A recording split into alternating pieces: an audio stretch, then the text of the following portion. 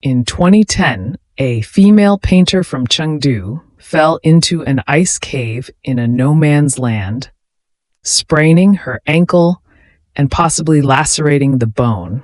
The only witness to the scene was a bloodthirsty wild wolf. What was expected to be a bloody disaster turned out to be a shocking moment that touched countless people.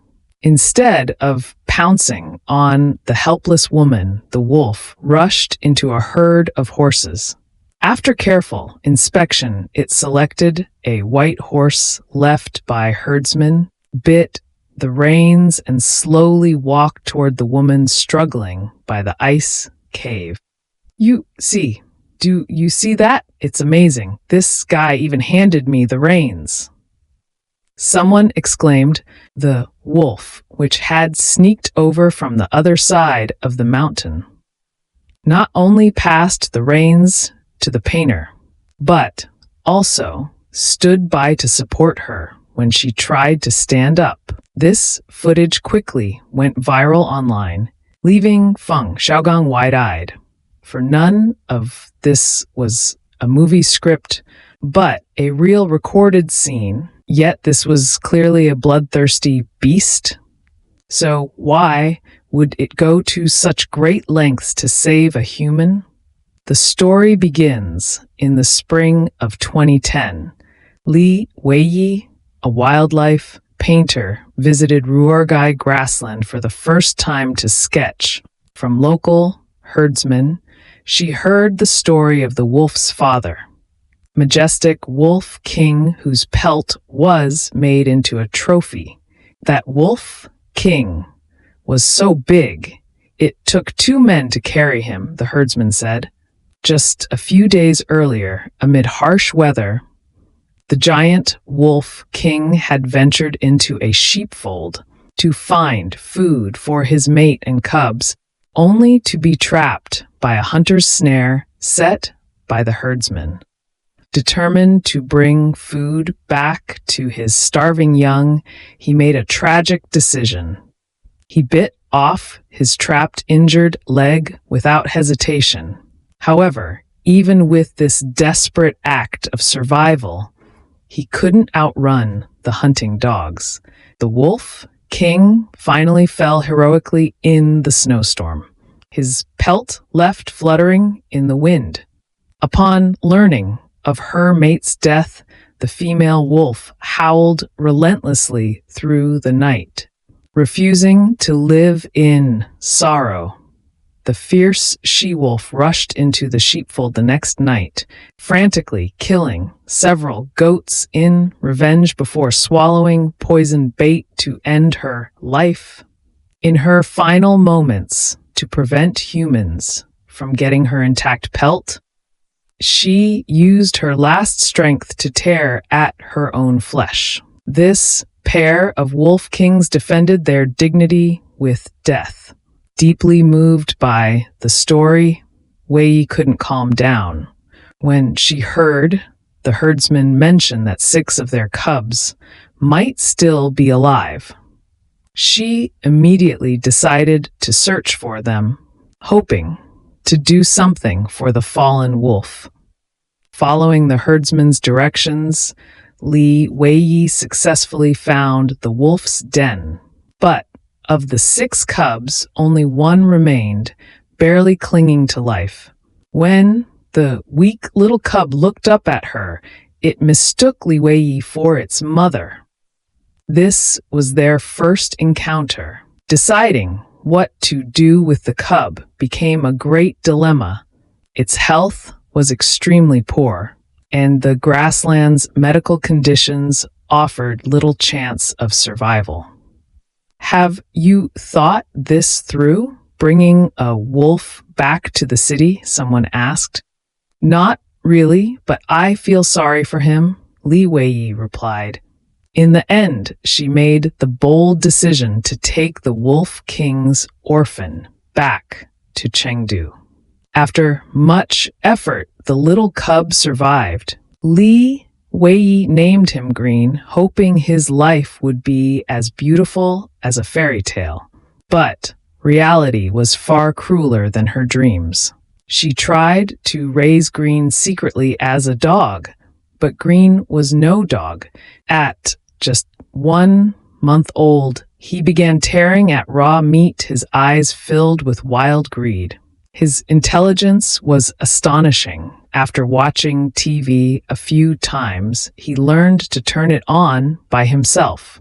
When he saw wolves fishing on TV, he actually caught a live fish from his backyard pond the next day. To prevent him from getting electrocuted, Li Weiyi had to cover the wires with mustard, but the most troublesome issue was his mournful howling at night. Every time the night fell silent, Green would lift his head and let out a tender yet sorrowful cry. Soon, an accident brought this urban adventure to an abrupt end. At 2 months old, Green went missing. Surveillance footage showed him panicking in the busy streets, darting between speeding cars and narrowly escaping death. It's terrifying to think about what if he runs away again? Weiyi worried. This isn't like a dog running off, someone warned. A wolf on the city streets, they'll shoot on sight. At that moment, Li Weiyi finally realized that human cities had no place for him. Some suggested sending Green to a zoo where he could at least survive, but looking at the glass cages, Li knew that was not where Green belonged. In July 2010, she sold her house in Chengdu, bought an off-road vehicle and survival gear, and took 3-month-old Green back to Ruergai grassland, determined to return him to the wolf pack. This was a huge gamble. There was no successful precedent in the world for a wolf raised by humans to rejoin the wild. Back on the grassland, Green was ecstatic, running wild with joy. This was the happiest moment of his life. He's gone. Are we just going to let him go like this? Such a big place, he's free now. But Green's joy was short-lived. Dogs. There are dogs chasing him. Hurry, get something from the car, quick, he shouted. Having wandered too far, Green was attacked by a pack of adult stray dogs. Fortunately, herdsmen heard the commotion and rushed to his rescue. Thank you, Li Weiyi exclaimed. Just minutes earlier, the triumphant Green fled back in defeat, trembling with fear and howling for Li to comfort him. Li Weiyi understood that if she didn't teach Green to survive, leaving him here would be equivalent to condemning him to death. Starting the next day, a surreal scene unfolded. A human woman was lying on the grass, teaching a wolf to hunt with her own hands. Shh, Green, these holes smell like prey. Block them all except one exit. Wait here, she whispered. Driven by maternal love and instinct, Green quickly learned to hunt alone. When he brought back his first prey, Weiyi was overjoyed. Oh, good boy. You're so capable. Amazing. In just a few days, Green became well known among the grassland animals. Prey would panic at the scent of him. Beyond feeding himself, Green often brought back leftover, dried mice for his mother. I've told you so many times, don't dry mice by my door. Take it away, she scolded. But this was his primitive yet sincere way of showing love. One day in September, Green acted strangely, clinging tightly to Weiyi's trouse leg to stop her from going out. Why won't you let me leave? Hey, be good! Ignoring his warning, Li Weiyi went out anyway, only to be caught in the first hailstorm of autumn. Oh my God, it's hailing! Caught in the rain and suffering from altitude sickness, she developed severe emphysema and was bedridden. Green, who had failed to stop her, seemed to blame himself. He refused to return to his den, standing guard by the window day and night, the glass and whimpering anxiously. "Silly boy, Mom will get better. I'll always be with you, never leave you," Li Weiyi comforted him.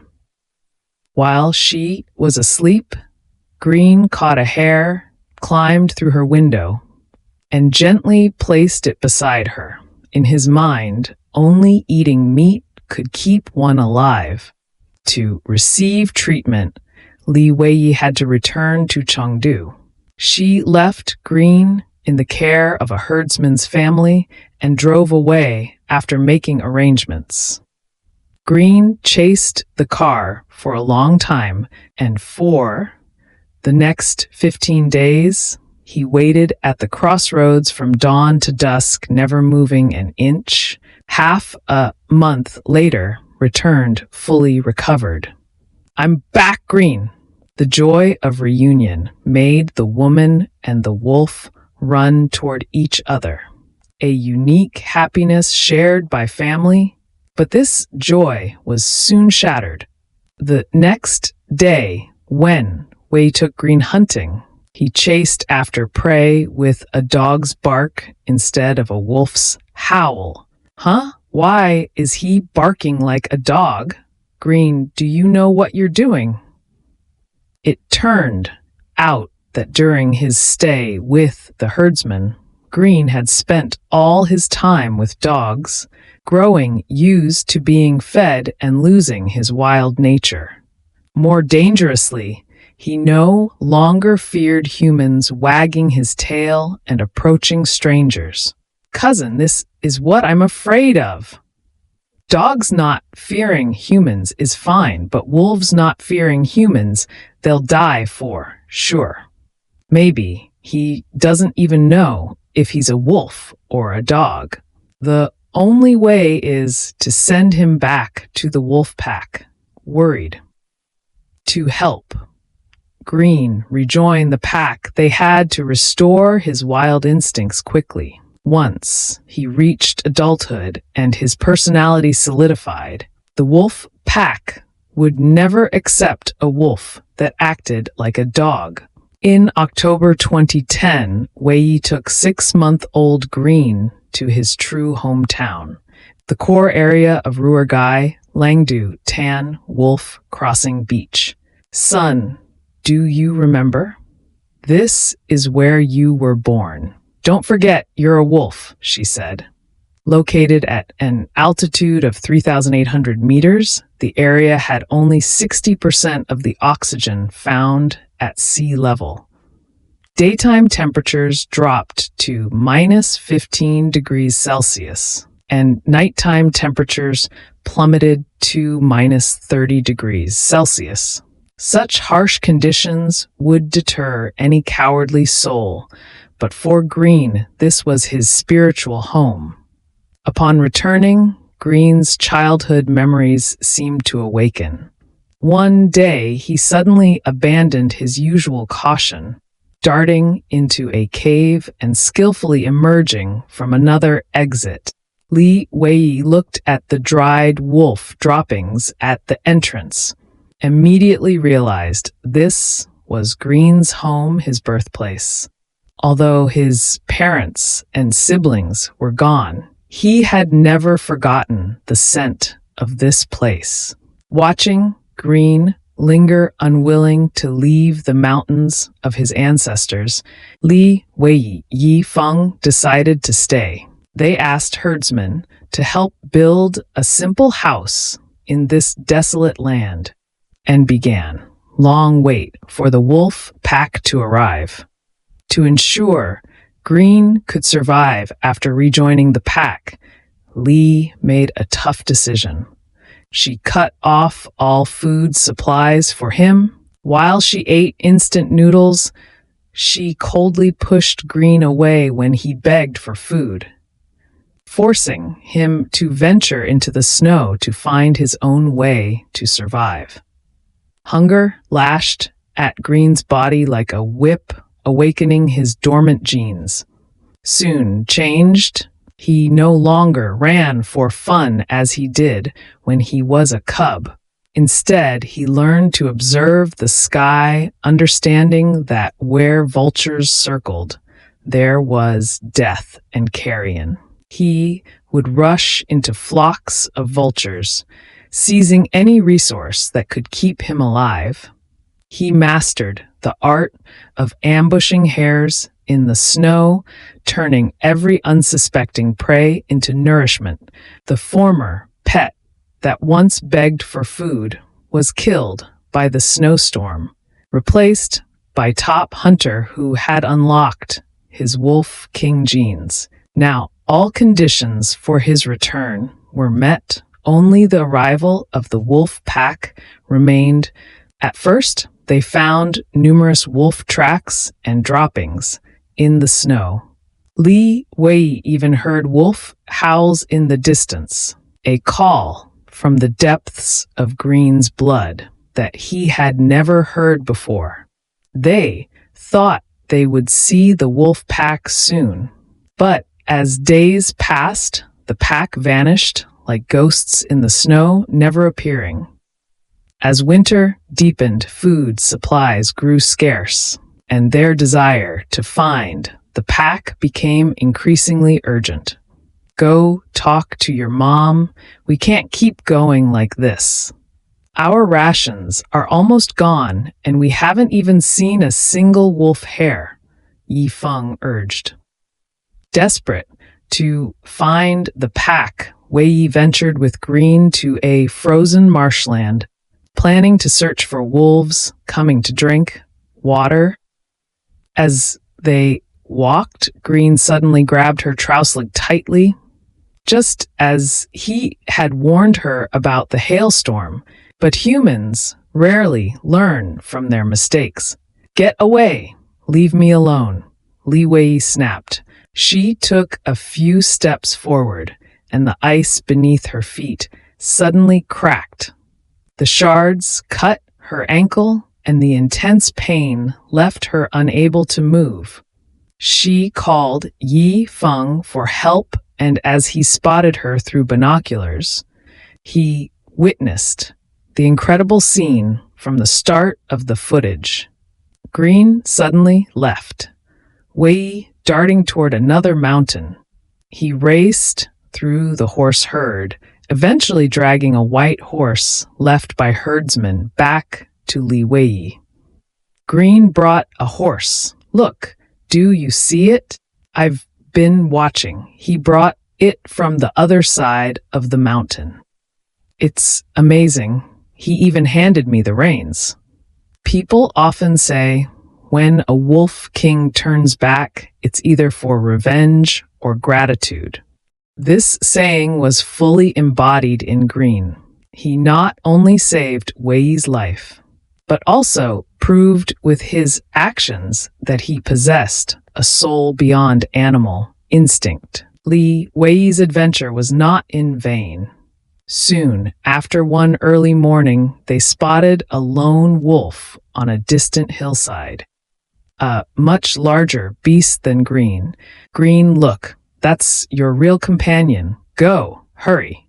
Urged by Weiyi, Green, though confused, walked forward, looking back repeatedly. The lone wolf allowed Green to approach, climbing over a fence and gesturing for him to follow.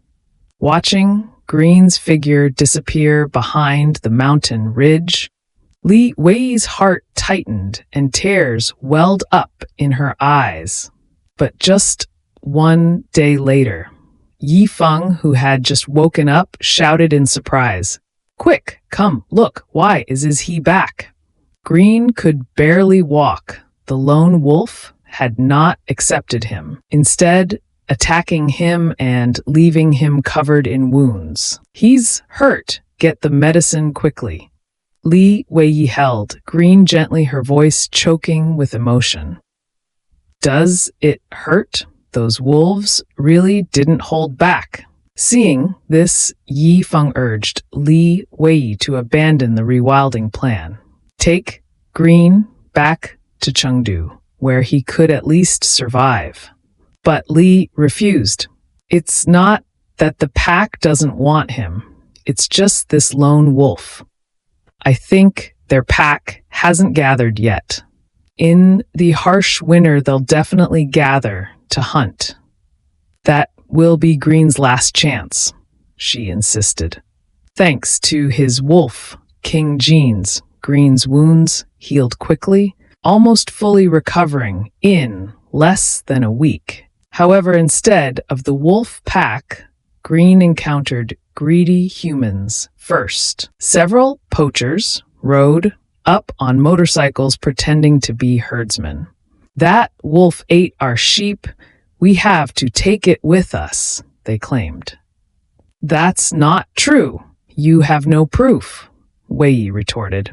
Moreover, this wolf is a national second-class protected animal. No one has the right to take it. It's not our wolf. It belongs to this grassland. We'll compensate you for the sheep. She knew their real intention was to capture Green. When their lies failed, the poachers attacked, swinging sticks to stun Green. Poor Green stared at them blankly, thinking all humans were friends. Run, silly boy, run, Li Weiyi shouted. Green, thinking he had done something wrong, tried to return to comfort her. You need to understand, you can't trust everyone. From now on, when you see humans, you must run. Anyone run, hurry, don't come back. This was Li Weiyi's last lesson to Green, and the cruelest one. In this world, the most dangerous creature is not a beast, but a human. I'm sorry, Green, she sobbed. I just want to find a safe place for you. I'm afraid if I let you go now, you'll die. I just want you to be okay, to find food and not be hurt. That's all I ask. By December, Ruurgai had entered its harshest winter. Heavy snow sealed the mountains and all life withered away. With food supplies cut off, Li Weiyi and Yi Feng had not eaten meat in a long time, surviving only the last of their compressed biscuits. Only 2 left, just 1 box of compressed biscuits, Yi Feng said. We're so hungry for meat. Do we really have to send him back to the pack now? Just as they despaired, they discovered Green had secretly buried a hare in the snow. A life-saving reserve he had stored during the bitter cold and hunger. In the face of survival, dignity meant nothing.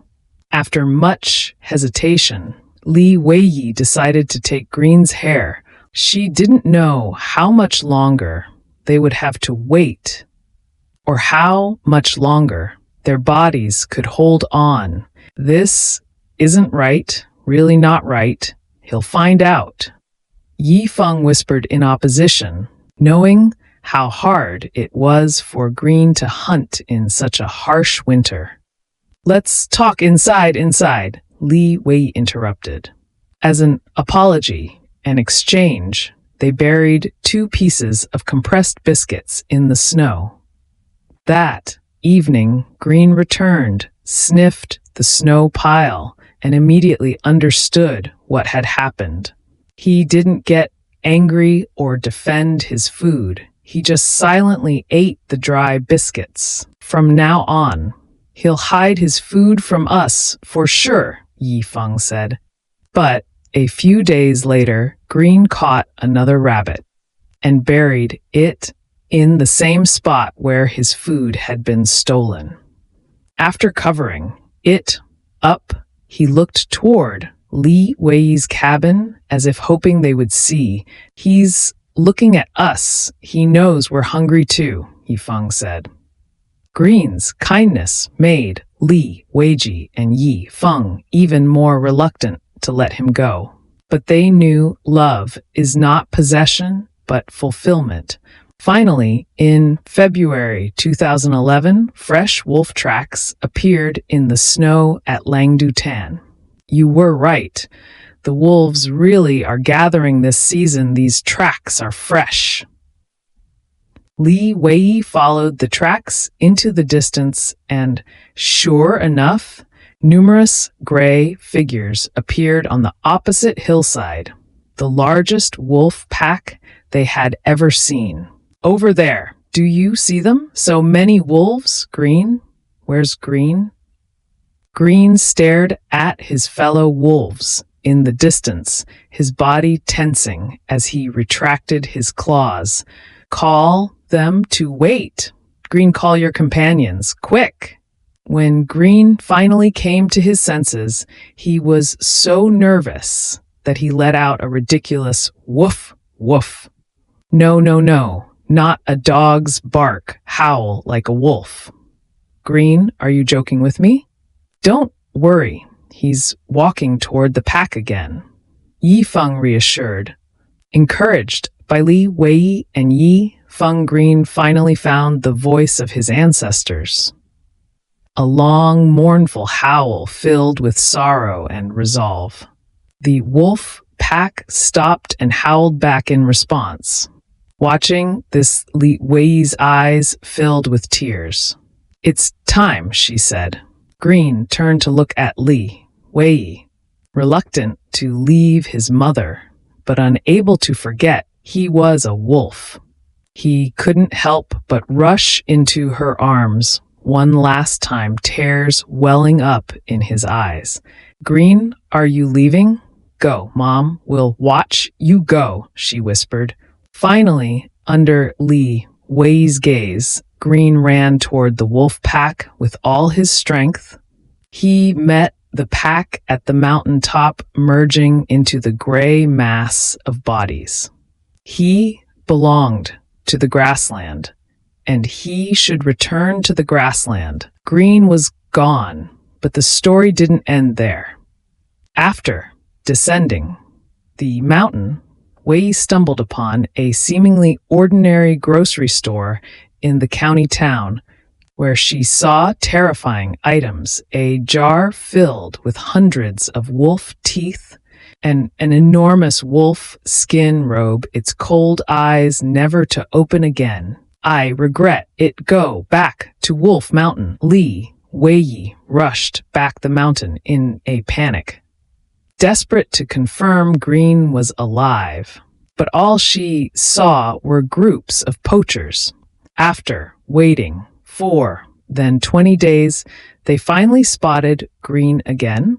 He had changed, grown stronger, now serving as the vanguard of the wolf pack. Just as Li felt relieved, a gunshot rang out in the distance. No, Green, run, hurry! In Li Weiyi's screams, Green stopped and glanced back from afar. He did not run back to her as he had before, for at the sound of the gunshot, Green could no longer tell whether humans were kind companions or cruel devils. He loved Weiyi, for she was his mother, but he had to stay away from her, for she was human.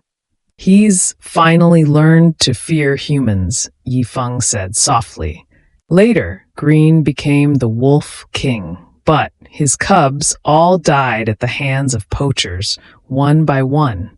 Li Weiyi had saved Green, but she couldn't save his children. The audacity of the poachers left her feeling powerless. For the next 10 years, she tirelessly advocated for wolf protection. Finally, in 2020, she helped establish China's first wild wolf protection station. Since then, poachers have been forced to flee like rats in the streets. Without the threat of black gun barrels, the wolf pack can finally breathe and reproduce at Langdu Tan. But the trust they once shared was gone forever. The last time Weiyi saw green, he turned and left without hesitation, his decisive action like a silent rebuke to humanity.